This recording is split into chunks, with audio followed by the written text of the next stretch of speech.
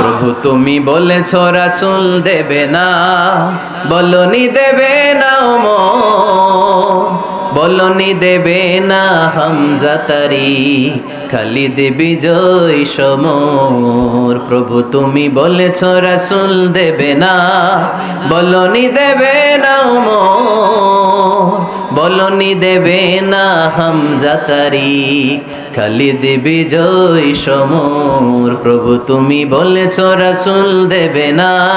আজকে আমরা সাইয়েদনা ওমরে ফারুকের বায়োগ্রাফি সম্পর্কে জানবো। The superhero of this উম্মাহ, এই উম্মার সুপার হিরো তিনি। ওনার মুখের আগে লাঠি চলতো বেশি, সুবহানাল্লাহ পড়বেন না? মাঝে মাঝে লাঠি চালানোরও দরকার আছে না নাই? সাইয়েদনা ওমরে ফারুক আমাদের জন্য অনুপ্রেরণা। He is the real superhero of Muslim উম্মাহ। তিনি এই উম্মার রিয়েল সুপার হিরো। এজন্য ওনার জীবনী থেকে আমরা কিছু শিক্ষা নেওয়ার চেষ্টা করব ইনশাআল্লাহ। পড়েন, আল্লাহ তাআলা সাইয়েদনা ওমরে ফারুকের হৃদয়ের মধ্যে 3টা ধাক্কা মেরেছেন, ঈমানের ধাক্কা। আওয়াজ করে বলতে হবে কয়টা? জোরে বলেন তো কয়টা? 3টা ঈমানি ধাক্কা। এক হচ্ছে বিশ্বনবীর দোয়ার ধাক্কা। এক কি? দোয়ার ধাক্কা। 2 হচ্ছে সূরা হাক্কা দিয়ে দিয়েছেন আল্লাহ এক ধাক্কা, সুবহানাল্লাহ পড়বেন না? 3 হচ্ছে সূরাতু তাহা দিয়ে আল্লাহ দিয়েছেন আরেকটা ধাক্কা। এই 3টা ঈমানি ধাক্কা যখন সাইয়েদনা ওমরে ফারুকের হৃদয়ে লাগলো, উনি পড়তে আরম্ভ করেছেন আশহাদু আল্লা ইলাহা ইল্লাল্লাহ ওয়া আশহাদু আন্না মুহাম্মাদান আবদুহু ওয়া রাসূলুহু। চিল্লায়ে পড়েন আল্লাহু আকবার।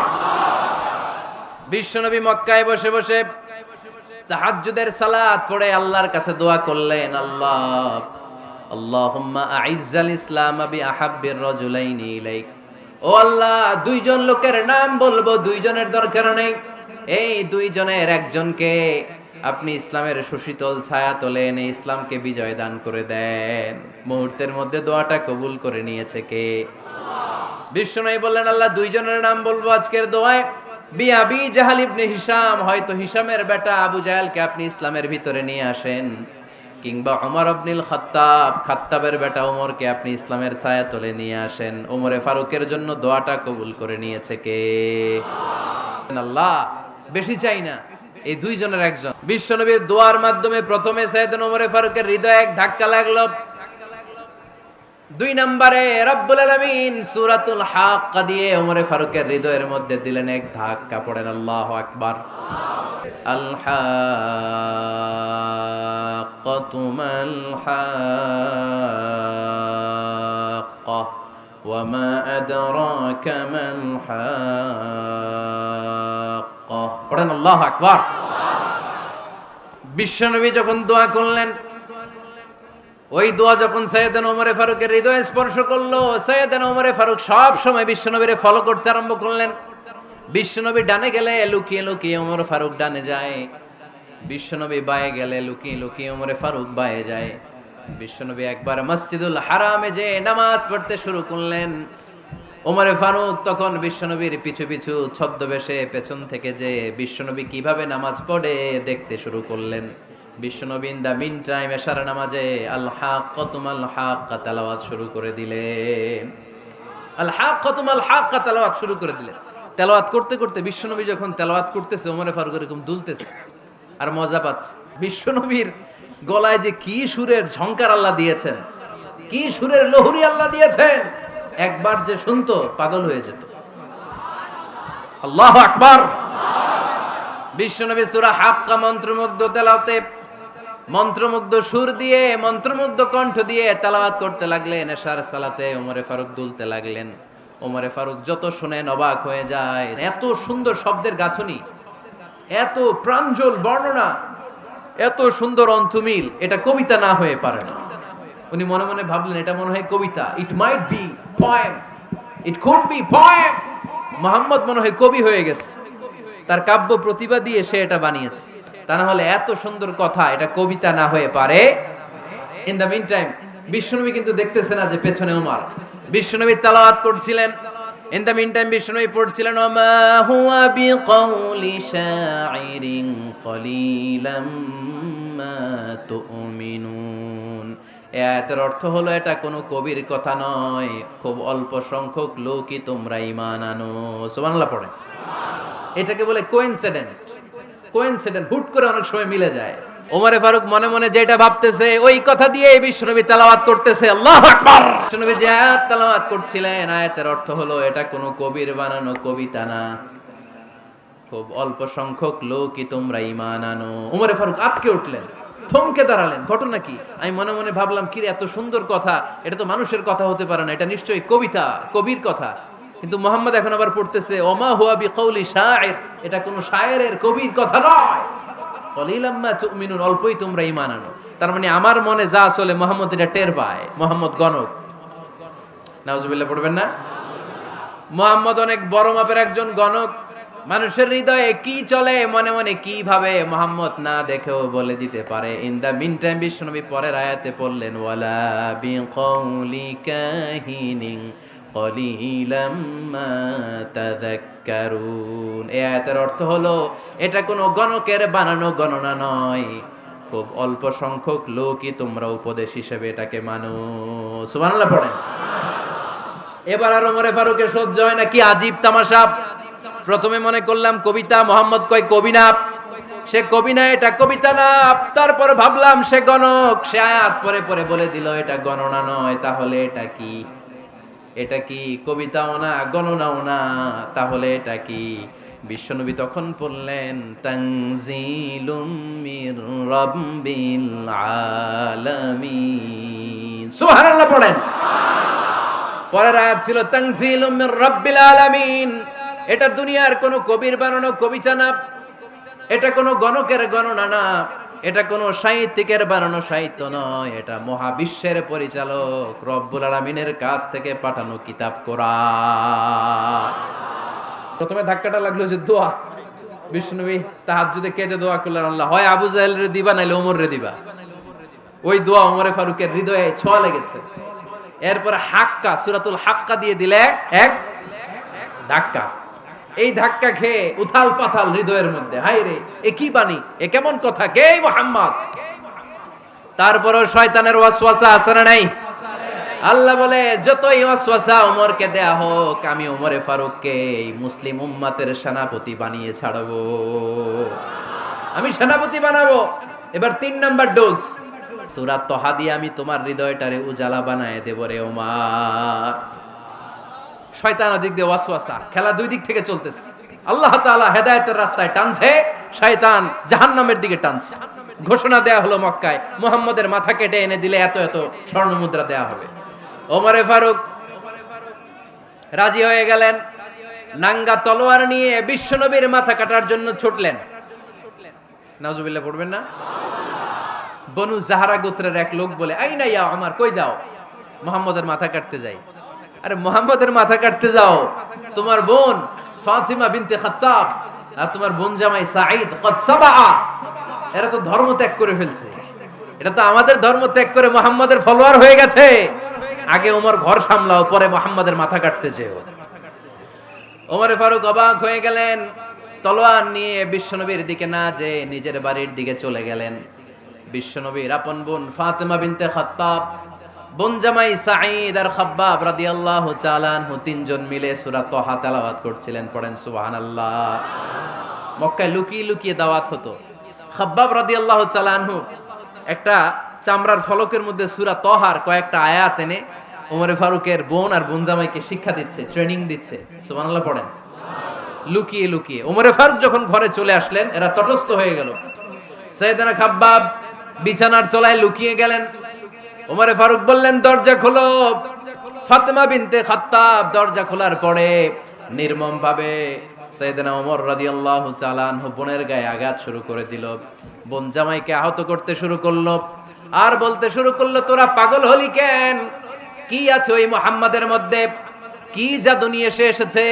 সে যাই বলে লোকজন পাগল হয়ে যায়, সবাই তার উপর কালিমা পড়ে ঈমান এনে ফেলে। কি এমন জিনিস তোদের কাছে আছে যেটা দেখে মুহাম্মদকে তোরা ভালোবাসলি? কি আছে? কি পড়তেছিলি আমারে দেখা। ফাতেমা বলে, ইন্নাকা রিজসুন লা ইয়ামাসসুহু ইল্লাল মুতাহহারুন। ও আমার ভাই ওমর, তুমি নাপাক। তুমি কি? লা ইয়ামাসসুহু ইল্লাল মুতাহহারুন, পবিত্রতা অর্জন না করে এই কোরআন ধরা যায় না। সুবহানাল্লাহ পড়েন। ওমরে ফারুক গোসল করে আসলেন, কারণ ধাক্কা তো আগে কয়েকটা খাইছে। কথা বোঝেন নাই বোধহয়। প্রথমে দোয়ার ধাক্কা, পরে কোন সূরা দিয়ে ধাক্কা? হাক্কা দিয়ে ধাক্কা। 3 নম্বরে এখন আরেকটা ধাক্কা খাবে। গোসল করে আসলেন, ফাতেমা বিনতে খাত্তাব বললেন, গোসল যখন করে এসেছেন এই নেন। উমরে ফারুক এবার চামড়ার কাপড়ের মধ্যে সূরা তহার প্রথম আয়াতের দিকে নজর করলেন। নজর করেই কোরআনের প্রেমে পড়ে গেলেন। পড়েন সুবহানাল্লাহ। উমরে ফারুক পড়তে আরম্ভ করলেন, তহা মা আনজালনা আলাইকাল কুরআনা লিতাশকা ইল্লা তাযকিরাতাল লিমান ইয়াখশা তানজিলাম মিম্মান খালাকাল আরদা ওয়াস সামাওয়াতিল উলা। সুবহানাল্লাহ পড়েন। উনি পড়তে আরম্ভ করলেন, তহা মা আনজালনা আলাইকাল কুরআনা লিতাশকা, এই কোরআনকে আমি তোমাদের হতভাগ্য জাতি হিসেবে দুনিয়ায় থাকার জন্য পাঠাই নাই। এটা রব্বুল আলামিনের পক্ষ থেকে এসেছে। যারা রবকে ভয় করে তাদের জন্য আছে উপদেশ। যিনি আকাশ বানিয়েছেন, জমিন বানিয়েছেন, ওই আল্লাহ তাআলা নিজেই এই কোরআন পাঠিয়েছে। আওয়াজ করে পড়তে হবে আল্লাহু আকবার। উনি খুব ভালো আরবি জানতেন। সূরা তহা পড়ার পরে আর ধৈর্য ধারণ করতে পারে না। ওমরে ফারুক ছোট্ট বাচ্চার মতো কান্না শুরু করে দিলেন। আল্লাহু আকবার। সূরা তহাটা হাতে নিয়ে, তলোয়ারটা হাতে নিয়ে বিশ্বনবীর দিকে ছুটতে আরম্ভ করলেন। আইনা মুহাম্মদ, কোথায় মুহাম্মদ? তোমরা আমাকে মুহাম্মাদের কাছে নিয়ে চলো। বিশ্বনবী তখন সাফা পাহাড়ের পাদদেশে দারুল আরকাম ইবনে আলকামের ঘরে লুকিয়ে লুকিয়ে কোরআনের দাওয়াত দিতেন। ওমরে ফারুককে পাগলের মতো ছুটে আসতে দেখে বিশ্বনবীর চাচা হামজা ইবনে আব্দুল মুত্তালিব বলল, নবী আপনি পালান। ওই যে খাত্তাবের বেটা ওমর আপনাকে অপমান করার জন্য, আক্রমণ করার জন্য তেরে এসেছে। সাহাবীরা বললেন, নবী আপনি পালিয়ে যান, আমরা সামাল দেব। বিশ্বনবী বললেন, না আমি পালাবো না, বরং তোমরা সরে যাও। ওমর ইবনুল খাত্তাবকে আমার দরবার পর্যন্ত আসতে দাও। আমার তো মনে হচ্ছে ওই যে তাহাজ্জুদের নামাজ শেষে চোখের পানি ছেড়ে যে আমি আল্লাহর কাছে দোয়া করেছি, আজকে আমার ওই দোয়াটা কবুল হতে শুরু করেছে। আমার তো মনে হচ্ছে আমার দোয়া কবুল হবে, আসতে দাও। ওমর ফারুক এসে বললেন, আশহাদু আল্লা ইলাহা ইল্লাল্লাহ ওয়া আশহাদু আন্না মুহাম্মাদান আবদুহু ওয়া রাসূলুহু, আমি সাক্ষ্য দিলাম আল্লাহ ছাড়া কোনো ইলাহ নাই, নিশ্চয়ই আপনি আল্লাহর প্রেরিত বান্দা এবং রাসূল। পড়েন সুবহানাল্লাহ। ওমর ফারুক যখন কালিমা শাহাদা পড়ে মুসলমান হয়ে বিশ্বনবীর হাতে হাত রাখলেন, মুসলিম সাহাবীদের মধ্যে খুশি আর আনন্দের বন্যা বয়ে গেল। মুসলিম হাতে গোনা সাহাবারা আল্লাহর প্রশংসা করলেন। বিশ্বনবী সাইয়েদনা ওমর ফারুককে জড়িয়ে ধরলেন। ওমর ফারুক এবার বিশ্বনবীরে বললেন, নবী গো, আলাসনা আলাল হক, আমরা কি সত্যের উপরে আছি নাকি আমরা ভুলের উপরে আছি? বিশ্বনবী বললেন, বালা নাহনু আলাল হক, আমরাই সত্যের উপরে আছি। সুবহানাল্লাহ পড়ে। আলাসনা আলাল হক, নবী আমরা কি সত্যের উপরে নাই? হ্যাঁ অবশ্যই ওমর, তুমি সত্যের উপরে আছো। ওমরে ফারুক বললেন, তাহলে ফাফিমাল ইখতিফা, তাহলে লুকায় লুকায় আর দাওয়াত দেব কেন? আমি তো কালিমা পড়ে ফেলছি, আসেন আমার সাথে বের হই। বিশ্বনবী বললেন, ওমর এটা মাক্কি জীবন, এখানে আমরা একটু গোপনে গোপনে দাওয়াত দিতে চাই। ওমরে ফারুক বলে, না, আমার দায়িত্ব, আমি একটা মিছিল দিতে চাই নবী। আল্লাহর নামের তাকবীর দিতে দিতে দারুল আরকাম থেকে শুরু করে মসজিদুল হারাম পর্যন্ত একটা মিছিল দিয়ে আমি মক্কা কাঁপাইয়া দেব। অনুমতি দেন। বিশ্বনবী দিতে চায় না। ওমর ফারুক অনেক বুঝানোর পরে স্বল্প পরিসরের একটা অনুমোদন পাওয়া গেল বিশ্বনবী সাল্লাল্লাহু আলাইহি ওয়াসাল্লামের কাছ থেকে। কিন্তু মিছিল যে দিবে, মিছিলের জন্য লোকের দরকার আছে না নাই? খুঁজে উনি 11 জন মুসলিম সাহাবা পেলেন। কয়জন? ওমরে ফারুক বললেন, 11 জনই সই। এই 11 জন নিয়েই আমি আল্লাহর নামের তাকবীর দেব। 2 লাইন করলেন। কয় লাইন? 2 লাইন। পেছনে 6 জন, আর এই লাইনের নেতা বানালেন বিশ্বনবীর চাচা হামজাকে রাদিয়াল্লাহু তাআলা আনহু। আর সামনে 5 জন, তার আগে দাঁড়ালেন উনি নিজেই। তাহলে 6 6 12। বললেন এই 2 লাইনই আমরা তাকবীর দিতে দিতে, বেশি না, এই দারুল আরকামের ঘর থেকে, আপনারা জানেন যে সাফা মারওয়া এখন যে সাই হয়, এই সাফার পাদদেশে ছিল দারুল আরকামের ঘর। উনি বললেন এখান থেকে ওই যে কাবার গিলাফ দেখা যায়, কাবার গিলাফ পর্যন্ত আমরা এই তাকবীর নিয়ে ওখানে যাব। সুবহানাল্লাহ পড়বেন না? ওখানে উনি দাঁড়িয়ে ছোট্ট একটা ভাষণ দিয়েছিলেন। উনি বলেছিলেন, মান আরাদা আন তাসকুলা উম্মু ওয়া ইয়াতামা ওয়ালাদু ওয়া তারমিলা যাওজাতুহু ফালিয়াসুদ্দানি। খেয়াল করে শুনেন, কান দুইটা খরগোশের কানের মতো খাড়া করেন। উনি এক বাক্যের একটা ভাষণ দিলেন। ভাষণ দিতে জানলে বড় ভাষণ দেয়া লাগে না। এক বাক্যের ভাষণ দিয়ে গোটা বিশ্বকে ঝাঁকুনি মারা যায়। চিল্লায় বলো ঠিক কিনা? ওমরে ফারুক এক বাক্যের একটা ছোট্ট ভাষণ দিলেন। মান আরাদা আন তাসকুলা উম্মু, কে আছো মায়ের এই মক্কায়, কে আছো মায়ের বুক খালি করতে চাও? ইয়া আচামা ওয়ালাদু, কে আছো বাচ্চাগুলারে, নিজের সন্তানগুলোরে ইয়াতিম বানাতে চাও? কে আছো তারমিলা যাওজাতুহু, নিজের স্ত্রীকে বিধবা বানাতে চাও? ফালিয়া সুদ্দানি, বুকের পাটা থাকলে আমি ওমর রে থামাও। এই বলে উনি আল্লাহু আকবার, আল্লাহু আকবার, আল্লাহু আকবার বলে স্লোগান শুরু করে দিলেন। এক এক স্লোগানে মক্কার মরুজমিন থারথার করে কাঁপতে আরম্ভ করলেন। এই মিছিল মক্কার কেউ দেয় নাই। মিছিলের আওয়াজ শুনে আবু জাহেল বাইরিস, উতবা বাইরিস, শাইবা, ওয়ালিদ ইবনে মুগিরা সব বের হইছে। কি রে, আমার এলাকায় এত বড় স্লোগান, কার এত সাহস? বের হয়ে দেখে মিছিলের সামনে ওমর। ওমর রে দেখে দিছে এক দৌড়। কারণ ওমরে ফারুককে থামানোর মতো বাপের বেটা মক্কায় দ্বিতীয়টা কেউ ছিল না। আওয়াজ করে বলেন ঠিক কিনা? ওমরে ফারুক আল্লাহু আকবার, আল্লাহু আকবার বলে স্লোগান দিতে দিতে মসজিদুল হারামের ভেতরে ঢুকে গেল। কাবার গিলাফ ধরার পরে সেদিন মিছিল থেমেছে ওই আল্লাহর নামের স্লোগান। সেদিন কেউ থামাতে পারে নাই, কিয়ামত পর্যন্ত কেউ থামাতে পারবে না। চিল্লায় বলো ঠিক কিনা?